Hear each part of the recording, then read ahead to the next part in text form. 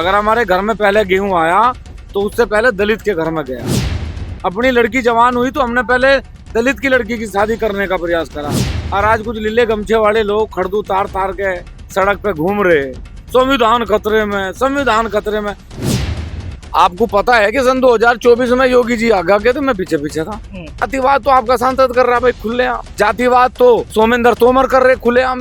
जातिवाद पहले भी हुआ सहारनपुर की सड़क पे, फिर मजा चखाया। उनका जन्म क्षत्रिय कुल में हुआ, इसलिए वो पूरे प्रदेश को सुख दे रहे और पूरे वर्ल्ड में लोग ये कहें कि योगी जैसा मुख्यमंत्री हमें भी मिलना चाहिए। तो जो लोग आरोप लगा रहे वो जहरीले सांप हैं, बार बार डंक मारे हैं और डंक मार के बार बार दवा ले और दवा ले रहे। वो उनके सब बहुत लोग बैठे हैं, उनके चक्रों में वो फंसे। उनका सीधा सीधा आरोप है कि उत्तर प्रदेश में बाबा योगी की सरकार है, राजपूत है और आप लोगों का सीधा सीधा फेवर करती है। बिरादरीवाद हो रहा है, जातिवाद हो रहा है। हाँ, अगर मैं ये बात कहूँ कि अगर जातिवाद होता तो शायद मेरे हिसाब से मेरठ में गुर्जर सम्राट मिहिर भोज का बोर्ड भाजपा का ही मंत्र ही नहीं लगवाया था। फिर वो उस पर लिखवाता हिंदू हृदय सम्राट राजा मिहिर भोज महान।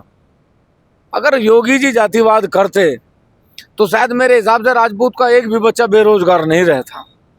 अगर योगी जी ईमानदारी से हम कहें कि यदि वो जातिवाद की बात करते तो शायद मेरे हिसाब से उत्तर प्रदेश में सबसे ज्यादा सांसद जो है वो ठाकुर होते। एक संत पे इस प्रकार का आरोप लगाना, जिसने अपना परिवार, अपना घर, अपने माँ बाप छोड़ दिए, जो आज पूरे विश्व के सब लोगों का चहेता है, उस पे बिरादरीवाद का ठप्पा लगा के सरकार को और योगी जी को अपमानित करने की ये जो इनकी चाल है, ये कामयाब नहीं हो सकती। वो एक मुख्यमंत्री के साथ साथ एक संत है, उनके अंदर कोई भाव नहीं है, लेकिन ये उनका सौभाग्य है कि उन्होंने क्षत्रिय कुल में जन्म लिया और जन्म लिए हुए का ही वो सुख भी दे रहे। उनका जन्म क्षत्रिय कुल में हुआ, इसलिए वो पूरे प्रदेश को सुख दे रहे और पूरे वर्ल्ड में लोग ये कहें कि योगी जैसा मुख्यमंत्री हमें भी मिलना चाहिए। तो जो लोग आरोप लगा रहे वो जहरीले सांप हैं, बार बार डंक मारे हैं और डंक मार के बार बार दवा ले और दवा ले रहे। वो उनके सब बहुत लोग बैठे हैं, उनके चक्रों में वो फंसे हुए हैं बच्चे। मेरा तो उनसे यही है कि वो देश के शहीदों को या देश के महापुरुषों को अपमानित करने का काम न करें। अंबेडकर जी ने देश के लिए बहुत कुछ करा, वो लीला गमछा घेर के उन्हें ना भुनावे, ये देश के लिए घातक है। देश के लिए अंबेडकर जी ने काम करा, देश के लिए संविधान लागू है। बार बार एक ही बात है कि भीमराव अंबेडकर जी का संविधान खतरे में है, खतरे में है। 4,500 विधायक बनते हैं देश में, 1238 रिजर्व सीट हैं, 543 सांसद बनते हैं, 100 से ज्यादा सीट रिजर्व हैं। जिस देश में आज भी एससी के लिए रिजर्व सीट हो, रिजर्व नौकरी हो, रिजर्व आरक्षण हो, और वो लोग भी लीला गमछा घेर के सड़क पर खड़दू तारते फिर रहे। अरे भाई, जो तुम्हारे सांसद लोकसभा में बैठे उनसे सवाल करो ना, योगी जी से क्यों सवाल कर रहे? ये सवाल आप करो ना चिराग पासवान से, ये सवाल करो आप चंद्रशेखर से, ये सवाल करो आप मोदी जी से। आज भी देश में सबसे ज्यादा रिजर्वेशन के सांसद हैं, रिजर्वेशन के विधायक हैं। क्यों आप योगी जी को बार बार कह रहे हैं कि वो जातिवाद कर रहे? अरे जातिवाद तो आपका सांसद कर रहा है भाई खुलेआम। जातिवाद तो सोमेंद्र तोमर कर रहे खुलेआम, बिल्कुल। जातिवाद पहले भी हुआ सहारनपुर की सड़क पे, फिर मजा चखाया।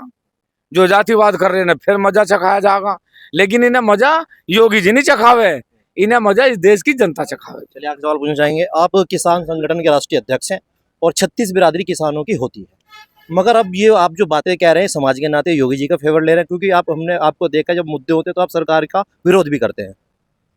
आपको पता है कि सन 2024 में योगी जी आगे गए थे, मैं पीछे पीछे था, क्योंकि लड़ाई स्वाभिमान की थी। स्वाभिमान की लड़ाई में मेरे लिए कोई मायने नहीं रखता। स्वाभिमान मेरे महापुरुषों का है, मेरे इतिहास का है, मेरी उन माओं का, मेरी उन बहनों का है जिन्होंने 16-16 हजार रानियों ने जोहर करा, जल जोहर करा, अग्नि जोहर करा। अगर उन पे अपमान की बात आवेगी तो फिर देश का कोई नेता, देश की कोई पार्टी हमारे लिए कोई मायने नहीं रखती। सब स्वाभिमान के लिए हमेशा लड़े और हमेशा लड़ते रहेंगे। और एक बात बताऊं, मैं किसान संगठन चलाऊं, किसान भी स्वाभिमान से जीता है, लेकिन इस देश की हर जाति भी स्वाभिमान से जीना चाहती है। दलित और राजपूतों का प्रेम पिछले 75 साल से कहीं कम नहीं हुआ। आज तक भी लड़कियों की शादियों में हम लोग बढ़ चढ़ के हिस्सेदारी करते रहे। अगर हमारे घर में पहले गेहूं आया तो उससे पहले दलित के घर में गया।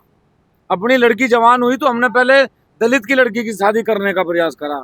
और आज कुछ लीले गमछे वाले लोग खड़दू तार तार के सड़क पे घूम रहे, संविधान खतरे में, संविधान खतरे में।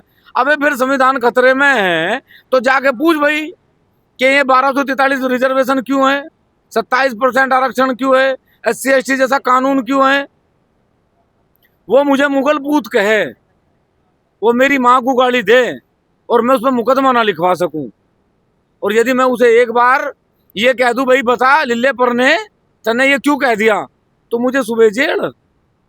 तो दुहात हमारे साथ है देश में, उनके साथ नहीं है। वो संविधान का भी मजा ले रहे, आरक्षण का भी मजा ले रहे, और फिर लीला गमछा घेर के हमें गाड़ी देने का भी मजा ले रहे।